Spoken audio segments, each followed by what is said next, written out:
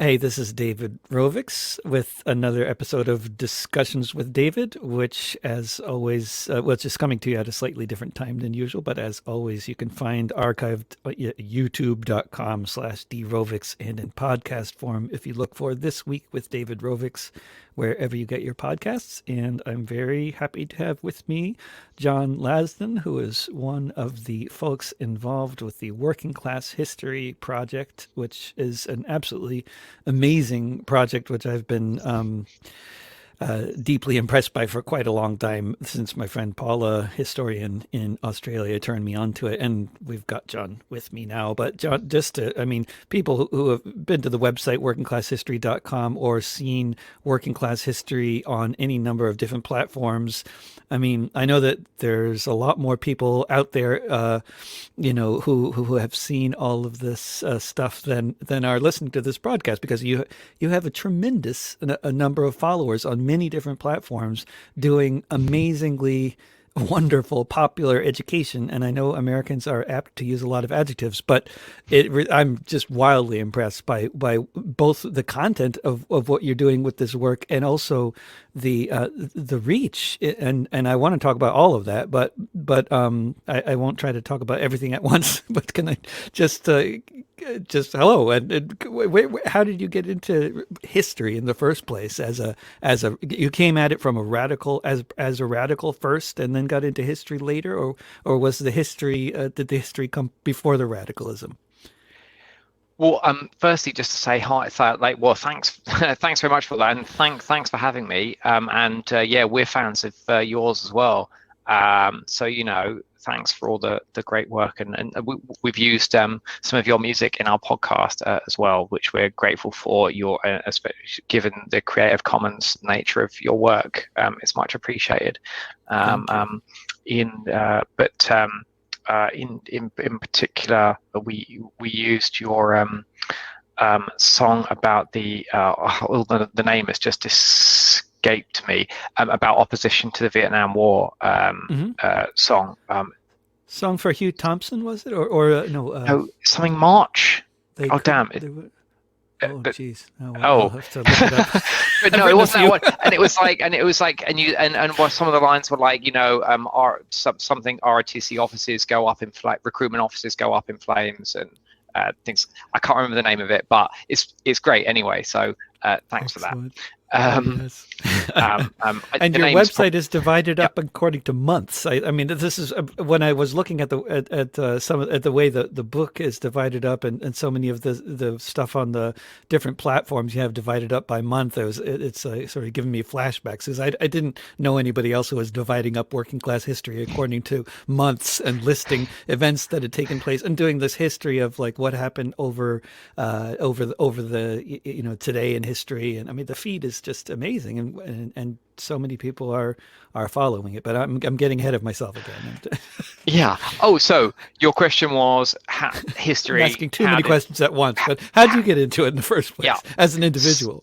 So, it's a bit convoluted, I'm afraid. Good. We got an hour. But essentially, yeah, it was through becoming involved in I don't know, I don't really call it like politics or activism, and I hate both of those terms, so I'm not really not really sure what to call it exactly, but These essentially terms are troubling. yeah, because because politics is often spoken about, about government, about elections and blah blah blah, which is not what we're about, obviously. And also activism is kind of like a specialist activity, that people identify as activists and they do activism, and that's not really what it is either. It's it can be, but that's not great. What's important is just like ordinary people, us just doing what we can to like take back power and improve our own lives together collectively. If there was just a simple, easy word for that, that'd be great. And then, these kind of terms and everything, but that's kind of good. Yeah. So anyway, history. In school, I was not a fan of it. I dropped in the UK. We start specializing very early. It's not kind of like the US, where even when you go to university, you study everything. We start specializing at the age of like 11, 12, I think. And so, I dropped history as a subject as quickly as I could. And specializing, like, when is it like in Germany where you start specializing? Like they kind of put one, like you're either on a college track or a vocational track at that age. Is it that kind of specializing? No, no, not exactly. No, no, no. I mean, I'd say no, not in general terms. No, you just basically start eliminating subjects. Okay, And and you so eliminate like that history at that early yeah, age. that's Okay. that because that's like a humanity. So you can drop those quite. You can't drop all of them. You have to do some of them until 16. But I chose geography instead of history personally, so I could learn about Oxbow Lakes and Oxbow Lake near Uganda as of learning about development. So every country starts off poor and then it develops really quick and then everyone's rich and it's great. And that's just what happens. And all the countries in the developed world are just stuck at the early stage because of time. And as soon as time passes, then it will develop and then it will get wealthy. There's nothing to do with colonialism or neo-colonialism, resource plundering, anything like that. It's just They're always time. somehow in a constant state of development.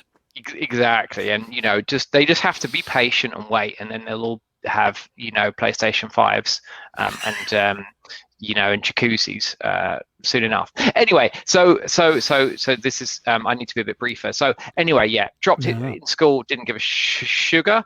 Am I allowed to say swear words? Yeah, we're not on the radio. Although this could be broadcast on the radio, so ideal not to swear, but it's okay. Okay, I will do my best. I am British, so it's very hard not to swear all the time. You can say bollocks. That's okay. Okay, just use British words that use British swear US words. people Bloody won't know bollocks. a swear word. Yeah. Okay, that's good to know. So basically got interested in history through getting involved in social movements and stuff. So as for me, the anti-capitalist movement of the early 2000s, sometimes called the anti-globalization movement, was the thing which kind of I think contributed to my sort of political ideas. And I'd say that I was part of that generation who was radicalized by that movement. And I'd always been in subjects like the environment, protecting the environment, and opposing the Israeli occupation of Palestine and things like that. But then I think with the anti-capitalist movement, that kind of learning about capitalism and how that's the cause of kind of a lot of these problems was really helpful. And then just I do stuff like organize stuff at work. I was very active in trying to organize at work with my colleagues and doing things like social movement, any activisty stuff outside of work, and just doing that at the same time was kind of reading quite voraciously. And I found that on a personal level, reading books of theory or whatever didn't really appeal to me. I didn't really get anything out of them. I found them generally quite tedious. And no, let's not say it's a bad thing. People want to do that, go for it. Just on a personal level, I didn't find it particularly helpful or interesting or relevant. But what I did find, so things like in terms of anarchist classic texts or whatever, like not to be sort of sacrilegious or anything, but reading stuff like Kropotkin's Conquest of Bread or whatever, didn't find super interesting. I do apologize for any Bread Santa fans out there, and I know on YouTube especially he's got his, and obviously he's He's got his following, but you discovered storytelling. You did history in the form of stories, and exactly. And Kropotkin's Memoirs of a Revolutionist, different kettle of fish, and different thing, right? Yeah. And so reading memoirs and historical things, I found spoke to me kind of much more, and I found that stuff was much more useful in terms of drawing lessons about how we can organize and how we can win and what's gone wrong in the past. Right. So that on one side, and on the other side, just learning about all the incredible stories of resistance and stuff on the other hand, that I found really inspiring, and all these incredible people that I was reading about that just did really everyday people that did absolutely amazing stuff, that I'd never heard of. Just just kind of small stories like Georg Elser, who was a German carpenter, who I hadn't heard about, but tried to blow up Hitler during World War II, just kind of on his own, and Freelance, excellent. and unfortunately failed. Not that that's an endorsement of violence, of course, in any way.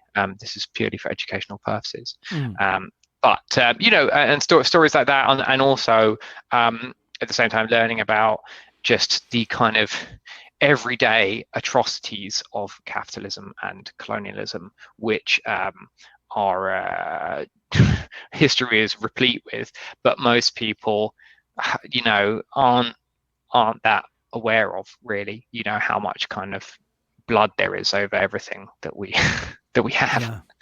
Over things like the weekend or the 8-hour working day, and all that, the people that kind of died for that sort of thing. So that's kind of what the long way of saying how I got interested in history and old stuff. Because it had so much to teach us about what had gone on before, and it's such a powerful way to talk about what's happening now in the forms anecdotes that people can actually relate to and not glaze over from reading theory, which is not, you're not the only one who has that experience from reading theory. I'm quite certain. And that's not to say that it's for everyone. Different people, some people prefer to write or read news and analysis and that sort of things, and some people prefer theory, and there's a space for all of that. That's just not where my interest is, and that's not what I'm good at doing or whatever. So I kind of thought, after a while of trying different things, sort of settled on this. It's like, well, interested in this, and seem to be able to contribute in a meaningful way with this work. And how did this project come together then? How what you're doing is basically, I would describe it as popular education, or that would be certainly one of the most common terms to use to describe, I guess, what you're doing, and what I've been trying to do in different forms. But you have, how did this start, and what platforms were you on originally? Because you just seem to have a really a wonderful, really well worked out presence on a variety of platforms. And for people who are active online today, which is of course most people in one form or another, all these platforms, they're not all the same. They all have their own idiosyncrasies, and what you're doing, what you guys are doing on Instagram, on YouTube, on Facebook is, it seems to me, really using these, and Patreon as well. You're using these platforms all really well, which is not necessarily what you see happening all the time. And then the website is fantastic, and a new book on PM Press, incidentally, which is just out in last December, I believe. Yes. And the book is a fantastic curated version of what you have on the other platforms, to make it fit in a book size thing, right? Yeah, exactly. And it includes some stuff that hasn't been on social media or whatever, because the social media stuff kind of needs photos with it, and some of these events don't have photos. So, and that's another thing. And I know I'm asking too many questions at once, but there we go. Where do all these photos come from? Because that's one of the most notable things about the Instagram account. And I assume, I don't know why you have so many thousands of people looking at every post, it has a problem, given that the medium, I assume it has to do with the photos and not just the wonderful stories that are also accompanying each photo. But these photos are wonderful, or drawings in some cases. Yeah, because obviously some events don't have specific photos that go along with them. So one thing that we want to do more in future is get illustrations of some of these things that photos don't exist for. But as for where do we find places, a bit everywhere. We just spend a lot of time looking for things, and I mean Google image search obviously is great, and then also reverse Google image search is really important as well for checking things, because unfortunately a lot of photos are misattributed. Online photos, especially if historical stuff, is misattributed and has like the wrong names of people and events and things like that. So yeah, reverse, even if we find an image from somewhere else, putting it through reverse image search is important, just to try and figure out if it is what it's supposed to be of or not. And before what you ask about that copyright sorry. issues? Was I at the scale you're operating on? You must have to deal with that, right? I mean, because otherwise you're going to get sued by Getty Images or something. Is that not an issue, or Uh, well, yeah, I mean, or it is that a is. bad question? Should we avoid that one? Let's just skip that question then. Okay. I, we, the, we yeah, we make every effort to ensure that we have requisite copyright permissions to use images Right.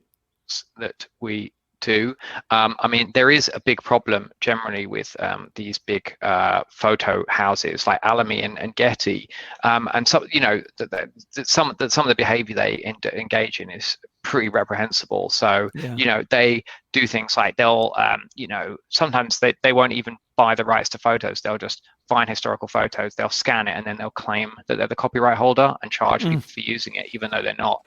There's been examples of them suing photographers for using their own work, which Getty or Alamy or whichever company is.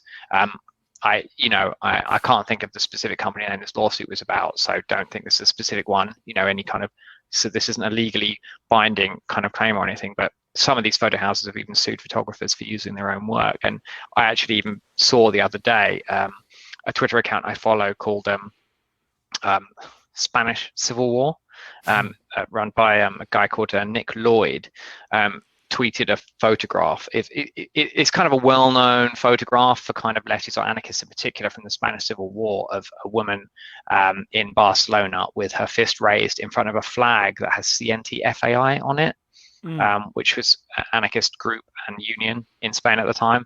And I mean, I imagine you probably have seen the photo, but that's a photo where the kind of good quality original one had been lost, but I saw that Alamy was claiming it was theirs and selling rights to it, whereas the original photo was taken by a Spanish photographer whose name I can't remember, but it was found in a briefcase just a couple of weeks ago. So there is no way that Alamy had the rights anyway. So there are, yeah. So yes, copyright is an unfortunate. Is an unfortunate thing with historical imagery and knowledge that it's in the hands of these big companies. Yeah, I mean, I know it's a big question, but it just seems like with publishing anything in any forum, like I mean, when I'm just looking for images to use for different things I'm putting up, I mean, of course, if you want to look for things that are only not copyrighted, then you're not going to find images for the vast majority of things you're looking for, at least from my experience, right? And I don't know. And when putting out podcasts, and if I'm often just using my own music because I don't know how to deal with the complexities of using copyrighted music and then dealing with stuff getting taken down. But I don't know. It's talk to an entertainment lawyer about that stuff. Yeah, no, it's a real minefield. So that's why we really appreciate your work being Creative Commons, and also all of our work is Creative Commons as well, and people are free to reuse it with attribution. How did you and speaking of minefields, though, coming to the decision to do that, was that itself a minefield for you, or was that an easy one? You mean doing WCH social media stuff? No, doing making it all Creative Commons. Oh no, not at all. That was just like, that was I think I think everything that I've kind of been involved in politically writing wise is always just like, well, copyright is literally, it's private property, and and private property of knowledge and information. So for people, if people want to abolish private property, then at the very least, we should, ideas and information shouldn't be private property. Yeah, no, like kind of everything that I've been involved in has always been, Creative Commons, that people, because information should be free. Yeah. And since you mentioned social media, though, that's a point that I'm sure somebody is out there is wondering. I mean, then your use of so many different social media platforms. I mean, I guess I would answer my own question. It's kind of obvious. It's like everybody's on Facebook, so of course, if you're going to communicate with people, you're going to use Facebook. But how do you do you have to cope with the algorithms and the morality of the different platforms in any way in particular? I'd say morality, no. I think if everything is immoral, everything is immoral to some. Like electricity is, immoral. Kind of everything is immoral to some extent. So but with the forms, they've got their, we do have to take about things, which, especially for Twitter, we don't worry about, because it's not so algorithmically driven. But with Instagram and Facebook nowadays isn't so much either. I think just because there's so much stuff on Facebook that it's pretty much the same for everyone. There are so many pages, and also the amount of time people spend on Facebook has massively dwindled over the past few years. Kind of initially from people's parents joining it, which is kind of that's what I hear was the big effect when I talk to people about like why they're not using Facebook. That's what they say. What my parents got on Facebook, so I had to get somewhere else. But how do you approach the different platforms? That's a great question, and so, like in terms of how your kind of strategy. Yeah, so I mean, we started on Facebook because when we started in 2014, it was kind of the main game in town. I mean, there was Twitter, obviously, but Twitter's always been much smaller. And also its character limit is 100. Well, back then it was 140 characters. Now it's a bit better, 280, but still, it's still hard not to tell much of a story from working class history in 280 characters. Exactly. Like, and even when we do posts on, Instagram or Facebook with longer characters, people still comment and been like, well, there's a lot of nuance and background missing here. You haven't, like, things like talking about the Soviet Union recriminalizing homosexuality or whatever and throwing gay people into gulags, and people with sort of Stalin, what do you call them, avatars, kind of say like, well, you haven't really talked about the context here, and it's like, well, I mean, you can put that into context. It doesn't make it any better. But even if you want kind of context and nuance and stuff, like read a book, don't look at social media. Obviously, we do, but that's a minor gripe.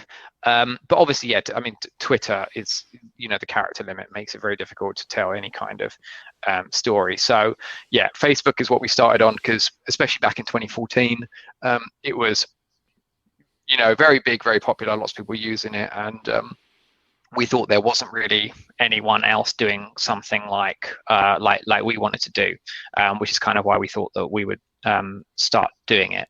And then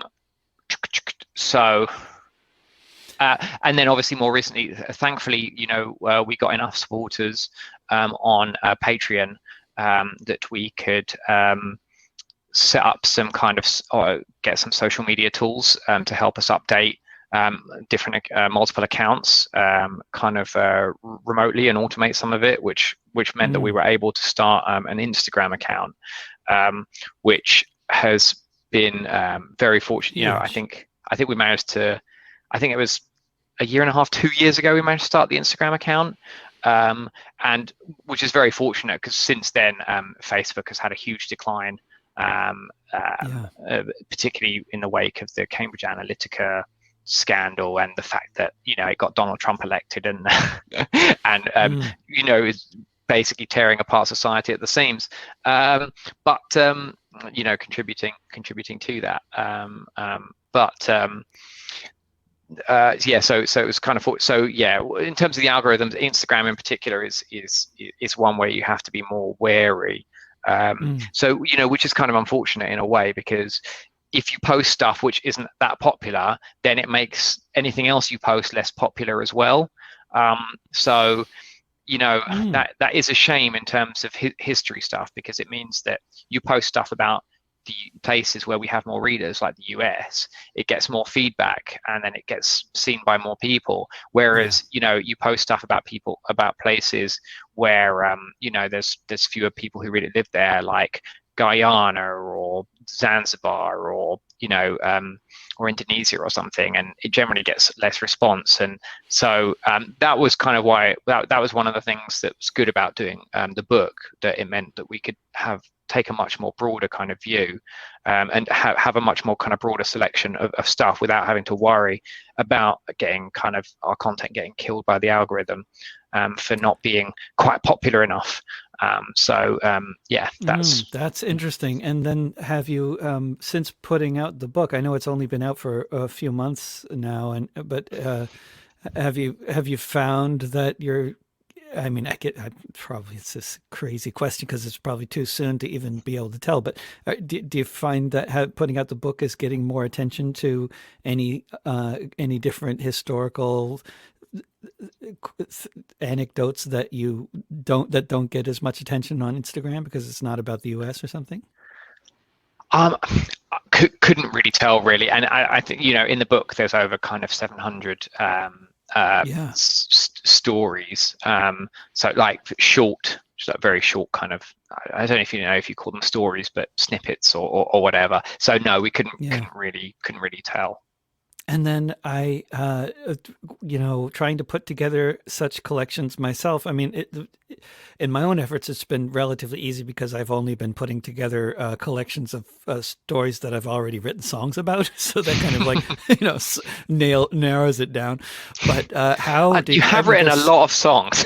a few hundred, but not 700, only 400. So how did you, I mean, and there's way more than 700 exciting historical anecdotes, each one of which could make an amazing movie, or or a book or any number of other things, or song. I mean, there's so much, but how did you boil the book down to 700 anecdotes? What kind of a process was that? Yeah, so basically, we've got an archive of historical events that we've kind of written up over the years, which has got about 4,000. It's got about 4,000 stories in it at the moment, and it's constantly growing.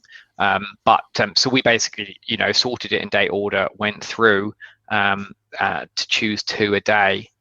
So we just went through a couple of times and narrowed it down to the best 2 or 3 each day, and then we went through it again and we're like, oh, hold on, there's too many stories here about about, say, a partisan resistance in World War II, so let's drop some of those, and some might have overlapped, the beginning and the end of a strike, so we just thought, let's combine them into one. So yeah, it was just kind of going through it all a few times and trying to pick out the most different, so we had the biggest variation of content in the book, to keep it as diverse and interesting, basically, as possible. And obviously it's not represented, it's not fully representative of the the depth of kind of social movements and that have happened in the world, but we wanted it to be as good as possible given the content that we have so far. One of the this is maybe getting really geeky here, but like one of the bizarre things that you come across when you're trying to collect history and connect it to dates is that there's more things that happen on some months than other months. Do you think? Is that Definitely. Well, summer. Right? Summer is more, or when it's more stuff happens in summer, and there's more riots in summer. Yeah. Like that and is, rebellions and all sorts of things. I mean, even like military campaigns often just like take a vacation for the winter because nobody can move. Like, I mean, historically, right? So like, yeah, there's yeah. And although some people still try and invade Russia, you know, um, they keep trying that over so many times. and then they forget, and then winter comes, and it's like, Oh really, shit! really, people Yeah, should learn by now, but people don't. Um, but um, but yeah, no, it is funny how some days are quite lacking in stuff, and then other day other days it's just like, wow, holy shit, there's so much stuff on there. Oh, holy sugar, absolutely. sorry. Oh, it's okay. There's I just messed up already and swore. So there's yeah, and some days have loads. I think that the one day we were most glad to get some stuff for was February the 29th. oh, excellent. What happened? Do you remember offhand on February the Oh yeah, 29th? so February 29th. So I know definitely like there was yeah, Hattie McDaniel, who was a black actor from the US who won an Oscar, and was but the Oscars venue was segregated, and so wasn't so was forbidden from sitting alongside everyone else. So there's that. There's Collar Laundry Union in Troy, New York, in 1864, I believe. They won their strike on the 29th of on February the 29th, at yeah, a kind of really pioneering union of women in the US. So those are a couple of February 29 things. Excellent. Off the top of my head. I love it.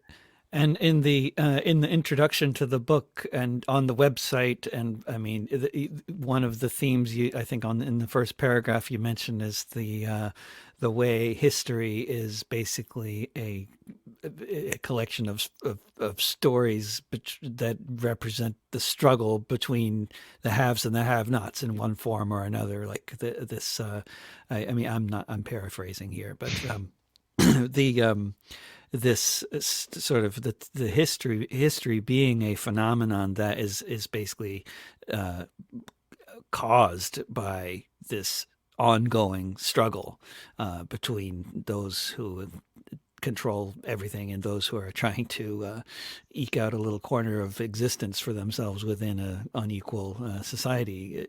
I mean, it's such a overriding theme to the whole thing, I guess. But I wonder if there's like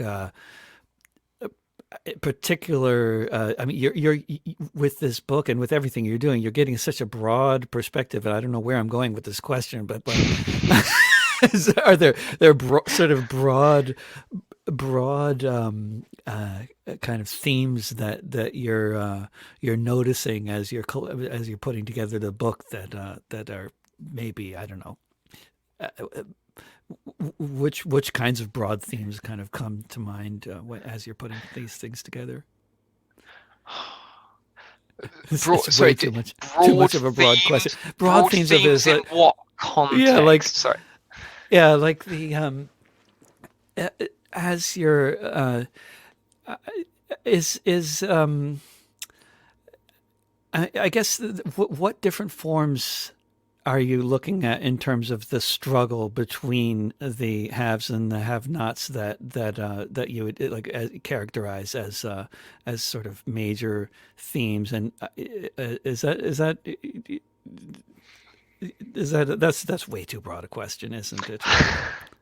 I mean, it's quite a broad question. I'm not really sure how I would answer. I mean, I mean, if you mean we've got, yeah, I'm not really Like sure how to. it's not all the I guess what I'm trying to get at is the term working class history. Mhm. It's class is only the perhaps the overriding kind of division in society that we can say certainly goes back thousands of years. But within that sort of basic sort of broad concept of working class, there's so many different sort of divides within society, and I'm just wondering if you can sort of paint a picture of any of the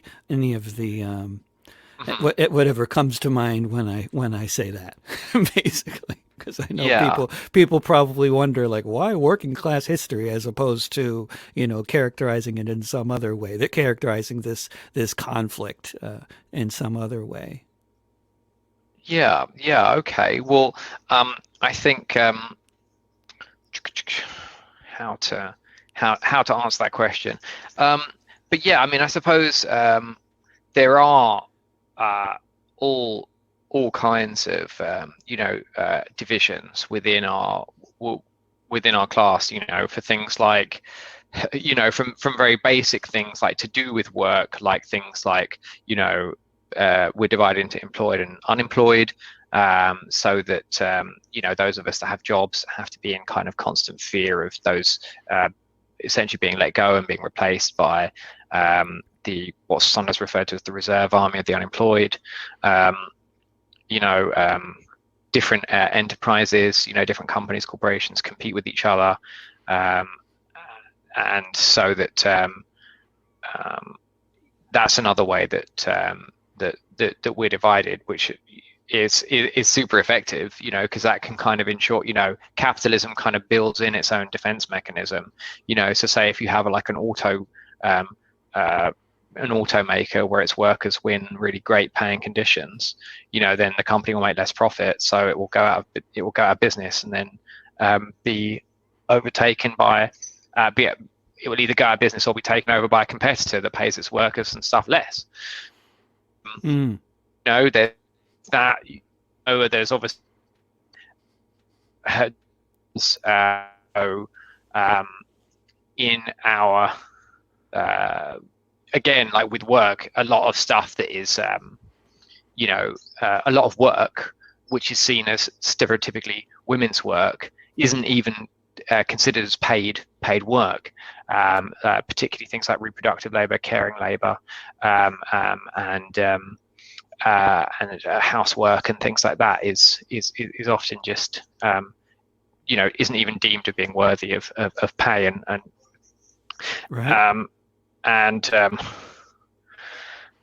obviously The racial and ethnic divisions, hmm whereby certain in a given country or what have you, certain racial or ethnic groups are systematically or systemically, depending on the structure, disadvantaged and oppressed, in specific ways, for multiple reasons. An obviously prominent example being the situation of black people in the United States, firstly by slavery, and then after the Civil War, through all kinds of other, after the premature end of, well, not that yeah. Reconstruction ended, after Reconstruction was ended, all the kind of ways that they white racist authorities tried to kind of reinstitute slavery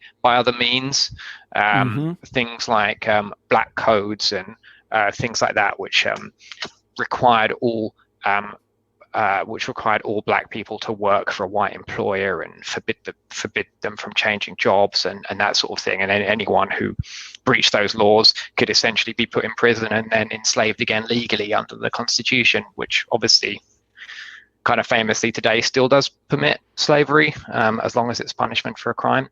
hmm No matter that what is considered a crime is so all these um, so yeah, so I mean, these Yeah. are all kinds of different ways that, and obviously, that all that stuff kind of continues up to the present day through Jim Right. Crow and even then, and post Jim Crow, Jim Crow was kind of legal segregation, but then after that, there's de facto segregation. It's not segregation, specifically because of race, but it essentially, taking like schools as an example, New York City hasn't had Jim Crow. Wasn't a Jim Crow place, but its schools are the most segregated by race in the country, because of how the public schooling system is set up and how geographical areas are where kids can come from and how kids are selected for schools and things. So all these things continue up to the present day, and and obviously struggles against them continue as well. Yeah, sorry, I John, don't know if that answers your question. No, Yeah. that's excellent. That's a great answer to a very badly phrased question. But can you, speaking of the present day, John, when we're, I mean, I think history is being talked about more on National Public Radio and BBC and many other networks. Although I'd probably say those are the two, maybe Al Jazeera. I mean, it's basically history is being talked about more over the past year than it generally gets talked about, I'd say, because the history of white supremacy, the history of pandemics, there's a lot of history that's being dredged up by many different events in 2020. And as 2020 is going, and I'm paying attention to mass media of various kinds, as well as wonderful more alternative, I guess we could say, sources of information like what you're putting out. I mean, there are serious issues with, I think, how the media is covering history, and I wonder if, I don't know how much consumption of corporate and so-called public media you do in your day-to-day life, but to the whatever extent you're doing that, I wonder if you have any thoughts on how history is being covered as opposed to how you would rather it be covered. Yeah, I mean, I do read and watch and listen to a lot of news. I think I'd get more done if I didn't. And might be, but I don't know. Like especially recently, I think for a while I sort of fell out of it. But I don't know that recently there's been so much news and so much has been so interesting that unfortunately, been kind of glued to it, and that has been really interesting to see recently. Things like the history of colonialism and stuff like that has really kind of blown into the public sphere, and a lot of that is due to kind of rank and file activism by self-organized and led by people of color and lots of people in the global south, and to highlight this and expose the history, and that's which is fantastic, so yeah, it has been good to see those kind of questions be talked about, because especially for people on like the right or whatever, they don't really have much of an answer to any of this stuff. That I think the only way of dealing with all this stuff for a while has just been kind of brushing it under the carpet.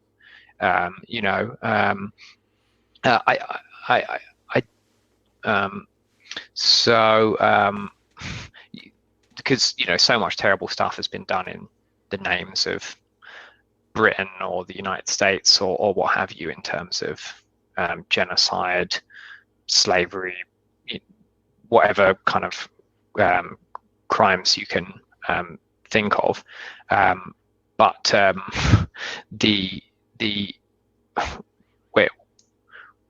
when it does come up, the right doesn't really have much of a, they don't say, oh well, actually, they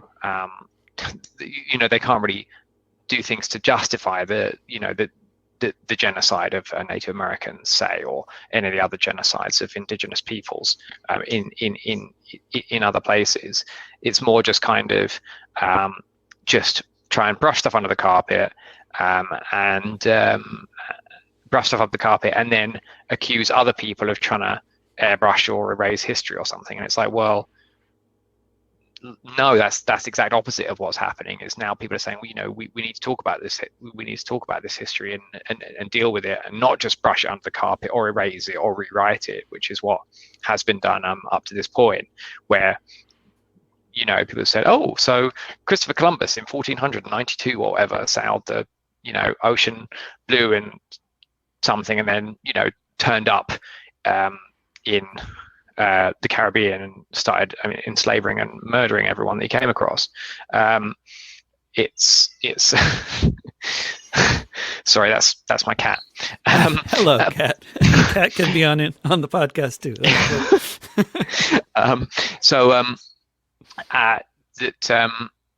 Yeah. So I can't So remember where I was that's going with being that answer, covered. but Do you feel yeah, like, but it's good that it's Mhm. been talking a bit. But yeah, you know, it's good that this is being talked about, and I think, you know, it's also good that there's been, you know, there is so much interest in elements of this history from Mm.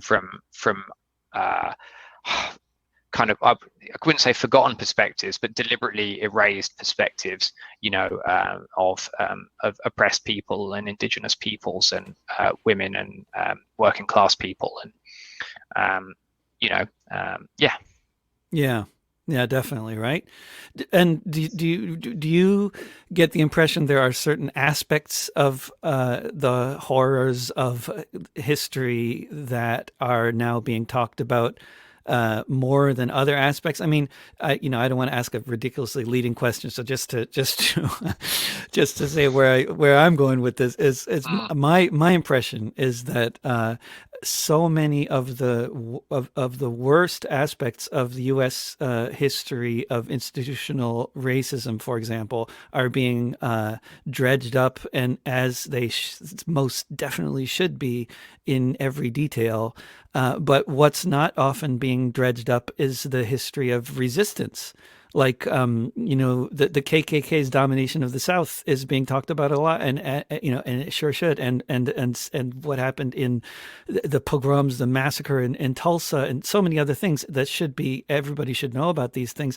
But the fact that the IWW organized campaigns of resistance against the KKK, nobody's talking about that. Nobody's hearing about that. It's never mentioned on NPR. If they ever have said anything about the IWW's existence on NPR, it was when I was asleep. mm.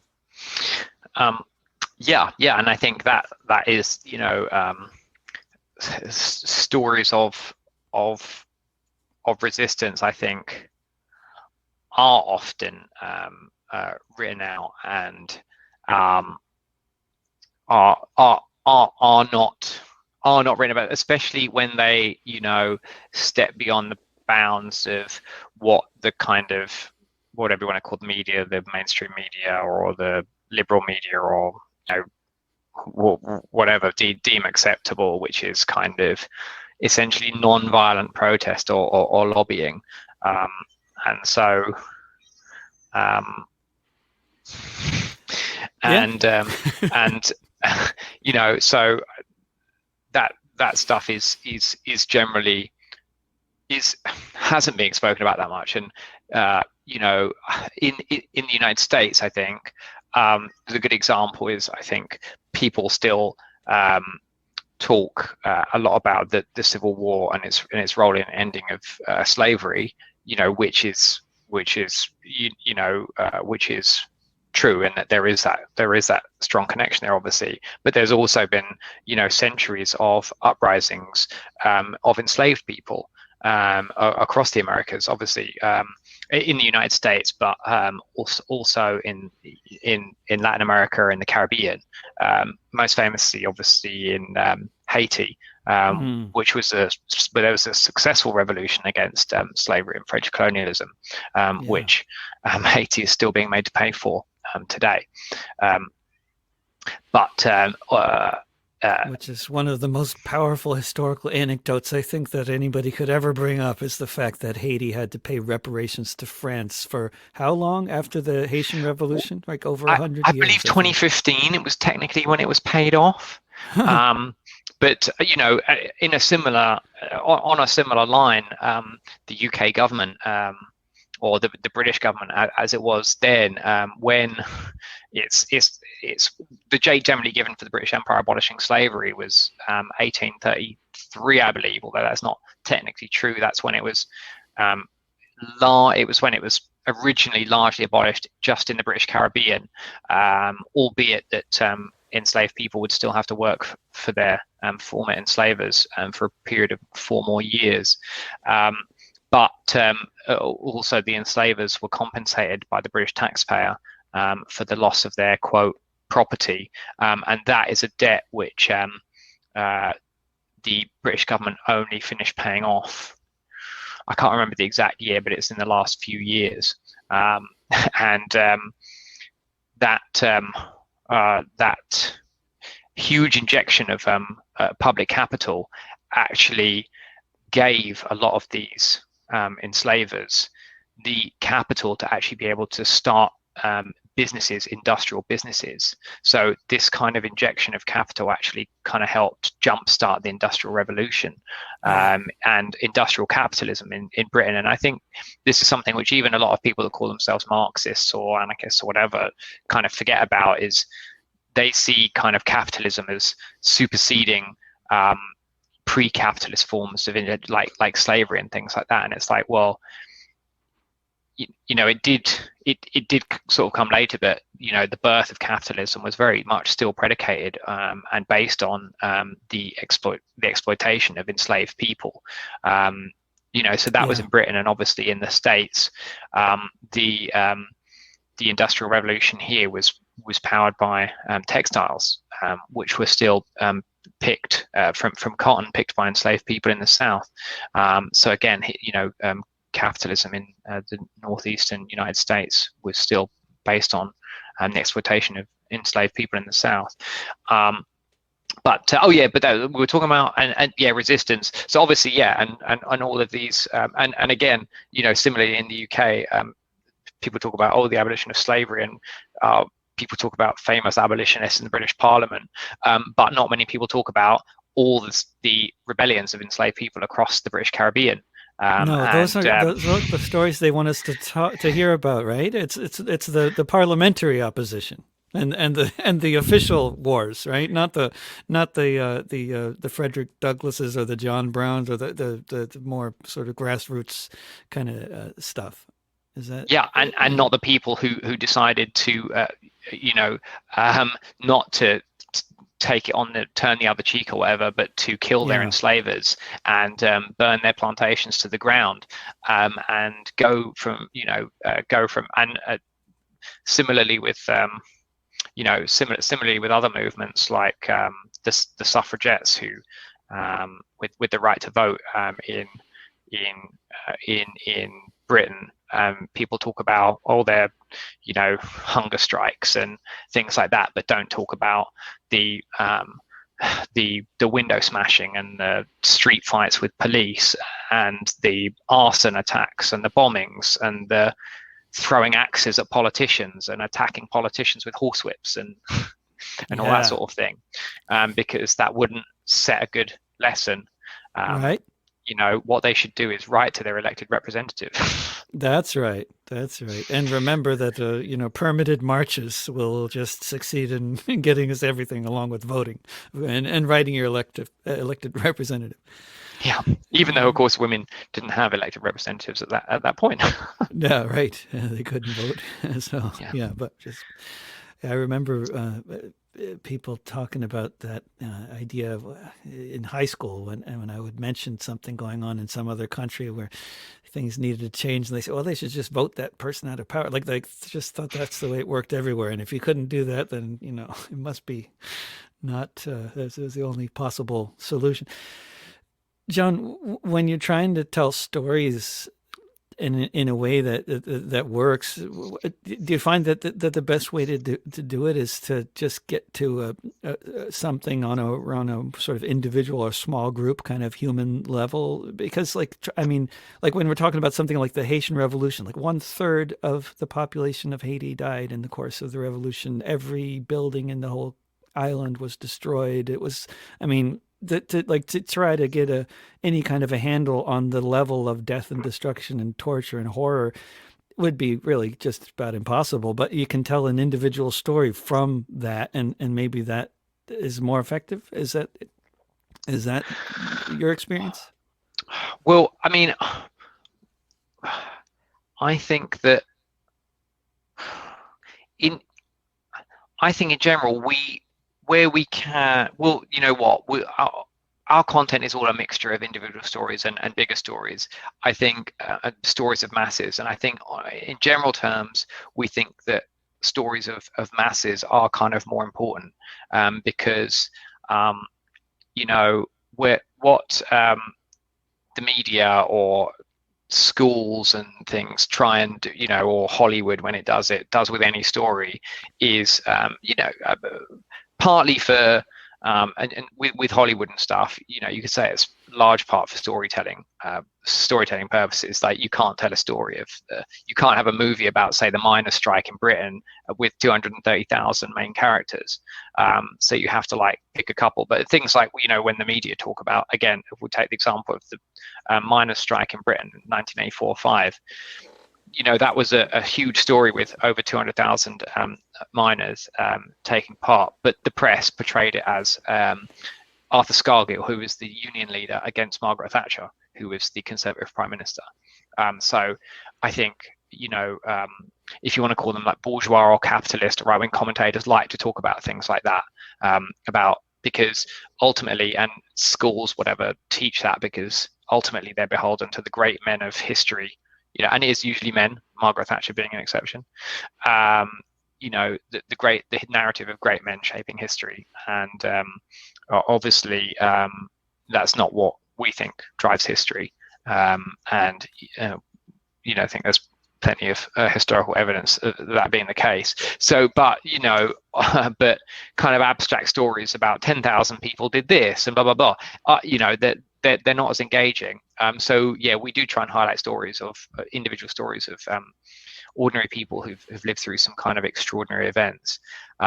So yeah, there's a real kind of balance. But what we don't try and do a lot of the time is identify, say, this person led this and what have you, because almost any kind of struggle or story you think of, there are kind of some people that, for whatever reason, are more of a leader or organizer of a specific thing. Like, I guess, I've been involved in some disputes kind of at work where I've been the main person who was trying to organize something to get going with. But then other than that, if everyone else doesn't make a conscious decision to go along with you and to take part or whatever, then you're a leader of nothing, and then nothing happens. So it's not individual leaders that have made this happen. It's large numbers of people making a kind of conscious decision to do things together collectively. So it's hard to, and that is a harder kind of story to tell, but we think it is important to get that, to try and get that across. But yeah, it's a tricky line to tread, because also it's important to highlight the stories of little known people who've faced enormous odds, and so yeah. But I think to do that without overblowing the importance of individual people as opposed to nameless collectives. Yeah. And lastly, John, I mean, you guys have really gotten a lot of support on Patreon, which is wonderful to see. In addition to getting lots of attention on platforms like Instagram, you're actually getting quite a bit of support. But if you got a whole bunch more support on Patreon, you got any particular plans for what to do next with this project? Well, we are so grateful for the support of our patrons who really make possible everything that we do. With some more support, the first thing we would do with it is be able to make the podcast, release more regular podcast episodes. Beyond that, really, the kind of sky is the limit in terms of what we could work on. I mean, behind the scenes, one thing that we're really that we're working on is turning our archive of historical events into a kind of a large website with browsable timelines and maps and that sort of thing, which people will be able to like engage with on their smartphones, and to be able to kind of engage with the physical space around them, where where things have happened geographically, and in particular buildings and on particular streets and things like that. So that's something that we're really keen to keep working on.